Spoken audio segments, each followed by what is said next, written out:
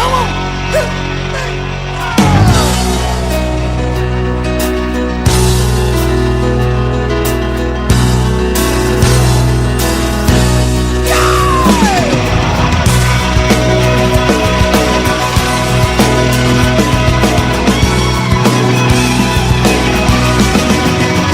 Well, good morning. Welcome back to the Broadcast Retirement Network. I'm Jeff Snyder. This is BRN Sunday for Sunday, November 20th, 2022. We've got another great show for you this week. We've got members of the media, academia, financial services, and government standing by as we analyze all the news and events for the week. So sit back, relax, enjoy this episode of BRN Sunday.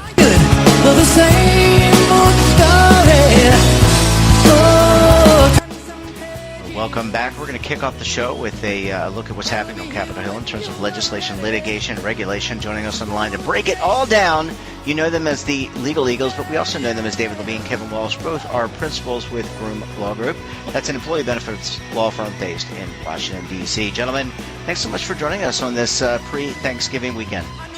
Thank you so much for having us, Jeff. You know, I'm trying to shake off the hold I've had for waiting for my Taylor Swift tickets, and I'm still in the queue. I'm only person 1,787,000 on the list. Well, I think I may be a little bit ahead of you. Go ahead, David.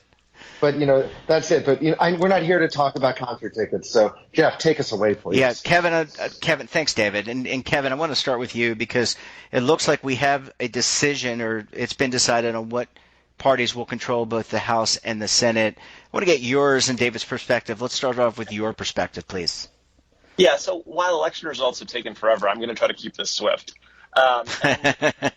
Sorry, go ahead. I think the key thing right now is that we now know control of both chambers. So the Senate is going to stay in Democratic control.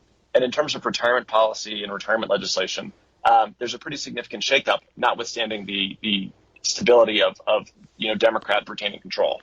And the big change here is that Senator Murray, who has been the chair of the HELP Committee, which is the Committee of Jurisdiction, has decided that she's going to move on and take the gavel at the Appropriations Committee.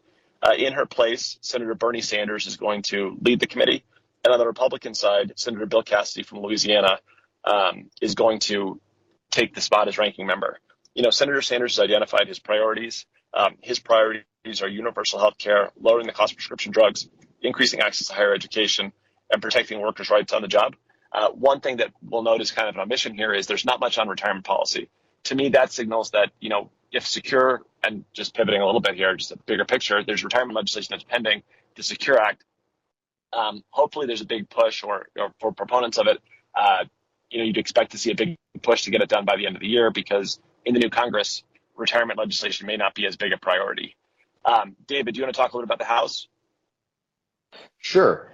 Sure. And in the House side of the world, obviously with Republican control now confirmed, there's going to be new leadership over there. And the key takeaway for right now is, as we look forward, that there's obviously going to be more potential investigatory activity, and it's way beyond the land of benefits.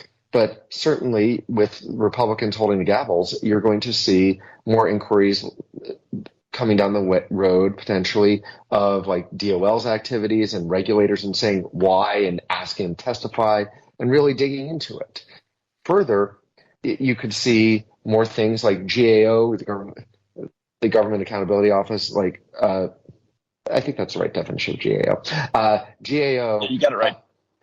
GAO, where gets asked by members of both sides of the aisle to do studies. Maybe you'll see more studies done. And when you have a divided government, it's also going to be interesting to see how a Republican-led House reacts to some of the enforcement initiatives, for instance, you've been seeing out of regulatory agencies and how their views on it. The classic example we talk about is, of course, ESG, and we've talked about that many times. So it's going to be an interesting play as we move forward. Gentlemen, I want to transition to another topic, and I purposely did not ask you about this last week as it was unfolding. I want to ask you about the recent bankruptcy or the declared bankruptcy of FTX, which is a cryptocurrency exchange. Significant bankruptcy, and I just wanted to ask what the impact would be in our world, in the benefits world, health benefits, financial benefits. Any thoughts there? I know I'm catching you off guard on this one, but it just came to me as you guys were chatting.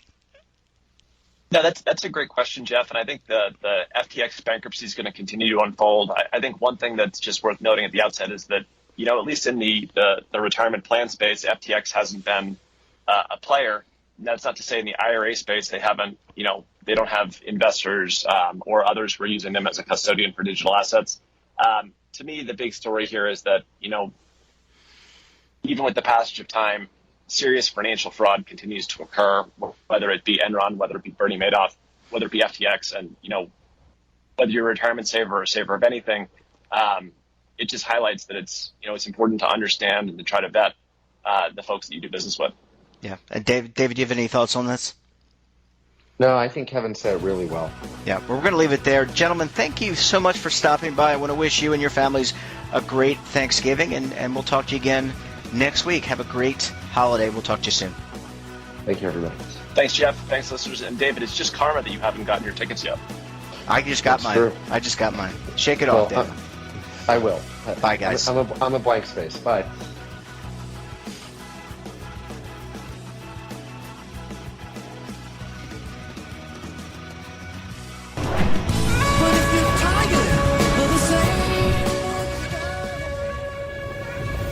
Imagine a new television network that will make you richer, healthier, and in control of your financial future.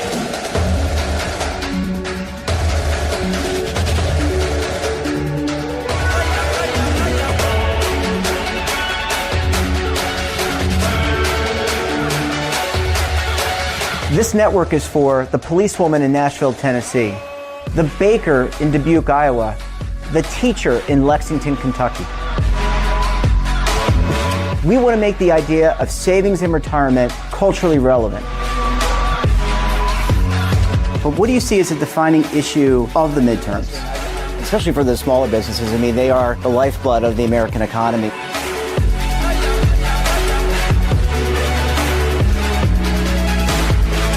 Featuring exclusive interviews, current affairs, and docuseries. 33 years old, you retired early. The philosophy is money only matters if it helps you live a life that you love. But you got to start thinking about retirement as soon as you get in. The Broadcast Retirement Network will drive very high engagement with premium partnerships. So this isn't retirement and savings for your parents or grandparents. This is for all Americans. And we're going to change the way you think about money.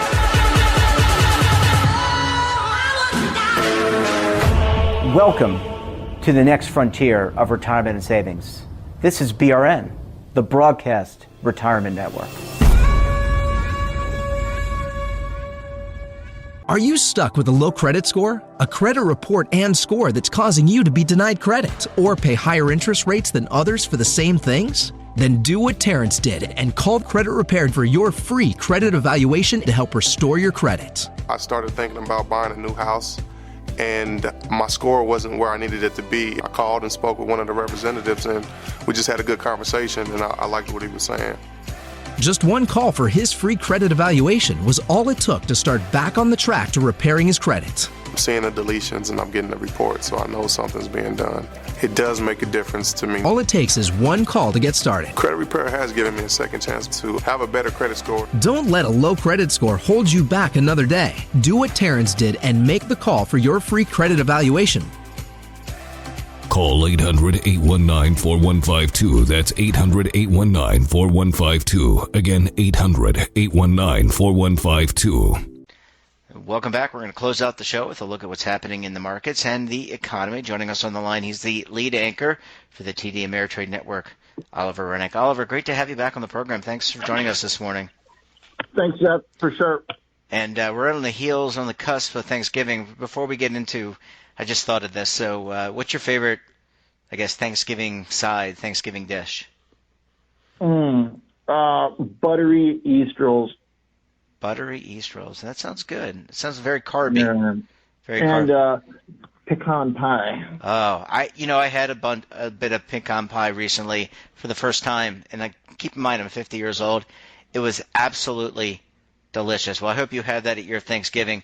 Oliver, Welcome we're gonna to the club, dude. Yeah, I mean that stuff is. I mean that is not not non-fat, but it's good. I'm going to have to work out 2 times a day in advance of Thanksgiving. All right, Oliver, let's break down before we jump into the markets, and I'm really want to get your insight into this and kind of the Fed moves and all that kind of stuff. But let's just catch up on FTX. What's the latest? What do we know?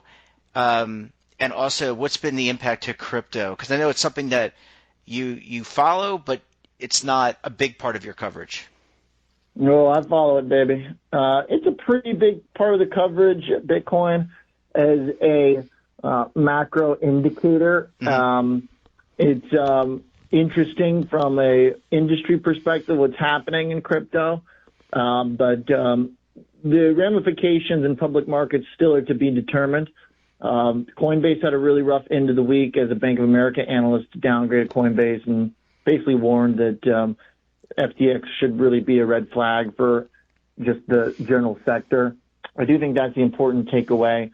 To me, the most important thing people are missing about the FTX collapse is that it really is reflective of the quality of the underlying asset and the general worthlessness of most crypto, possibly all of it, in my opinion. There is just too much reliance on the notion that these coins have some value when all that requires a coin to go to zero is people just deciding that it's, not popular anymore. This was very obvious for a long time. In my mind, it's always been obvious from the get-go that most of these are essentially multi-level marketing tools. But even for this particular exchange, FTX, it became very obvious when SBF, the guy who's responsible for all this now, literally told Bloomberg in a podcast that he viewed most of it as Ponzi structures. So that is should have been obvious, but it really is an example of how blind the speculative boom and the overwhelming amounts of liquidity from the last 2 years distorted value and price discovery in markets. And now it's going to have the biggest effect in crypto as there is really no limit to the downside in the vast majority of these coins. And for Bitcoin, too, there is this idea that Bitcoin has something different to it, but ultimately it really does not. It is just the one that people have expressed the most confidence in, but as confidence erodes away at increasingly larger and more important coins like FTX's coin, that will come for Bitcoin, in my view, eventually. And we are seeing that where Bitcoin now is having trouble keeping up with the stock market. And so my last point I would say in this response is that Bitcoin and the stock market traded in sync for a very long time, for the last 18 months, basically hand in hand. But now lately, Bitcoin is underperforming some of the strength in the stock market because of what I just discussed, the realization that Bitcoin very much can be dragged by the steady progressive implosion of everything else in crypto, from Luna to FTT to the coins that Sam Bankman-Fried was counting on his balance sheet that were worth zero. And as we see the market and the investing world delineate between good and bad investments right now, good and bad stocks, companies that can pay dividends and cash flows, the entire crypto world, including Bitcoin, is one giant speculative bubble that has really no discernible cash flow or profitability. So as the market decides that it only wants to own cash flow positive and profitable businesses, which is what the stock market has been doing lately, this crypto stuff is in serious, serious trouble. Oliver, I want to throw out a couple of names, and I want to get, or a couple of concepts, and I want to get your thoughts about it as it relates to FTX. Enron, WorldCom, Theranos, who, by the way, as we're talking on a Friday afternoon about 1:30. Elizabeth Holmes, who's the former CEO, is due to be sentenced. And also the 2008 financial crisis, where firms were writing down or having to write down some of their mortgage-backed securities, and it was kind of built on not a pyramid, but a problematic theory, I guess, in terms of how they were valuing those assets. So I guess my question, with that as context, my question is, does it bother you as it does with me, that there are always going to be bad actors. Okay, there are going to be bad actors in every market, people who do things, and the regulators, do they share some of the not blame, but I mean, where were they in checking some of these, in regulating some of these assets from FTX and other cryptocurrencies? Because there's another exchange that had to kind of shut itself down recently. Or Gemini, I think it was, right? That had to shut itself off from paying out money to its people who held their cryptocurrency. So I guess how does that all play in the context of those companies and those events that I talked to you about? Well, firstly, the lack of regulation, of course, has always been a huge oversight. I mean, these things are pretty clearly securities, all of them, and they're just speculative instruments, and the lack of oversight has been a huge failure by regulators.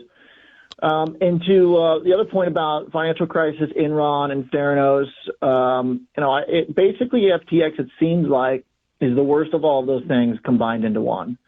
And this is really the point I want to drive home, is that obviously, well, not obviously, I don't know. I'm not the investigator. This hasn't been proven in a court of law. This is just from reports. And the reports are that SBF was, being fraudulent in the way he was using money and how he described where the money was going.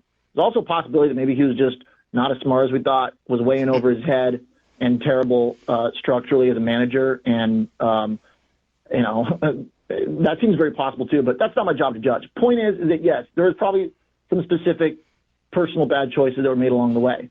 That's not really the problem, though. The real problem is that this person was drinking the same Kool-Aid that everybody else has in believing that his worthless assets had value. That is the absolute most important thing, because without that, there would not be this degree of implosion. The reason why it's imploding this way is because he was pricing things on his balance sheet as if they had value, various tokens, including his own, that he just minted out of thin air, which is how every token is made, by the way. And so when people decided that there was something bad happening at the company, or they were worried about it, or CZ from Binance tweeted something, all the coins went to zero. But that wouldn't have happened if they were actually producing something of value like a stock does who sells a product that makes money. And that is, at the end of the day, what every cynic and critic of crypto has said that has been so painfully obvious from day one. It's literally fundamental textbook economics, page 1, paragraph 1, sentence 1, and now people are shocked when it all blows up. So even if he was a bad actor, the problem is that the underlying assets were reflective of the same mindset that people use in all of crypto to value worthless tokens.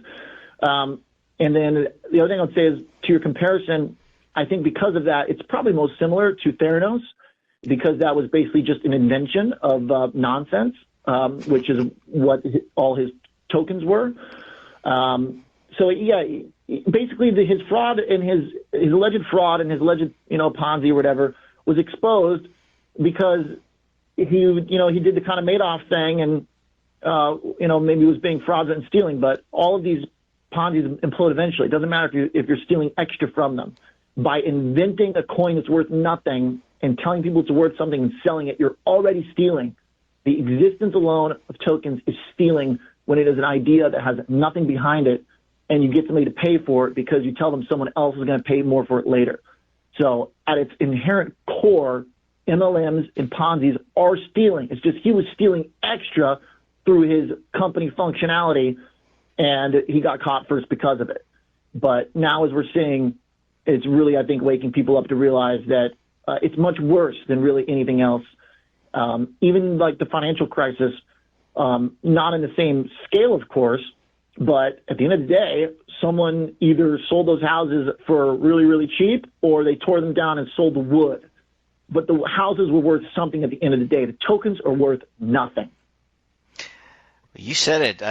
I seem to have unleashed the dragon. No, I think that's excellent analysis, and I guess we'll have to see how it all plays out. Who's impacted?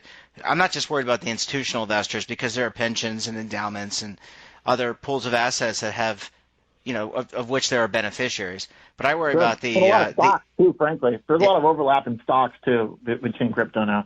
And also the average investor who they're hearing about this and like, I need to get involved, or younger people who, the conceptually, the cryptocurrency, decentralized finance, conceptually it makes sense, not overseen by government. That was a general theme, but the practical aspects of it have continued to elude me. All right, Oliver, let's switch gears real quick. Sure. I'd be remiss if I didn't ask you. You've had almost a full week of coverage of the market. Where are we with the stock market, the economy? Do you want to give us a quick 2-minute overview? Sure. Basically, it looks like we could potentially be in a bit of a moment of opportunity for some degree of relief in the market. It does look like there is a decent case for the Fed to slow the pace at which they've been hiking, which could slow the rate at which bonds have been selling off, which could then slow the rate at which the stock market has been selling off. But all of this, in my view, is still just a pause within the longer trend, as the Fed still has to keep hiking and the stock market still has a lot to deal with in the economy and the recession risk. Really, earnings have been lackluster at best. The companies reporting late in the season have had the benefit of a better backdrop in sentiment due to some light inflation prints. I do think the inflation story is offering a compelling case for having peaked out for the time being. The 70s tells us that inflation can go down a lot and then come back up even more. But it does seem like the maybe peak is possibly in. And so that's a big relief to the market. That should give us some opportunity. But ultimately, the most important thing right now is that when investors are buying back into the stock market, they're not buying everything. They're not buying broad-based, two-handed, dip buying, high growth, high beta, speculative names. So that's really important. What they're buying are cash flow positive, dividend-paying companies that have profits, that have business models that have been proven. Oliver, we have a short week coming up next week because we got Thanksgiving. We talked about your favorite Thanksgiving side. What do we expect in terms of your coverage Monday through Wednesday, and there's a short trading day on Friday? Well, we're on, baby. I got Friday off, and Thursday will be off. But, other than that, we would, same as usual. Okay. Oliver, Renick, we're going to leave it there. Wishing you a very happy rest of the weekend. We'll talk to you again soon, my friend. Thanks, man. Take care. Bye-bye. All right, bye. And that wraps up this episode of BRN Sunday. Have a topic of interest, someone you think we should talk to, drop us a line. And don't forget, for all the latest curated news in lifestyle, wellness, finance, tech, so much more, and all in one place, check out today's edition of our daily newsletter, The Morning Pulse. Want to search our archives, check out our latest content, we'll visit our website, and of course, all of our streaming partners. Tomorrow, we'll be taking a look back, as we will for the entire week, at some of our best episodes. We wish you all a very happy Thanksgiving, and we'll see you all again on November 28th with fresh, new content on BRN AM. Until then, I'm Jeff Snyder. Stay safe, keep on saving, and don't forget, roll with the changes.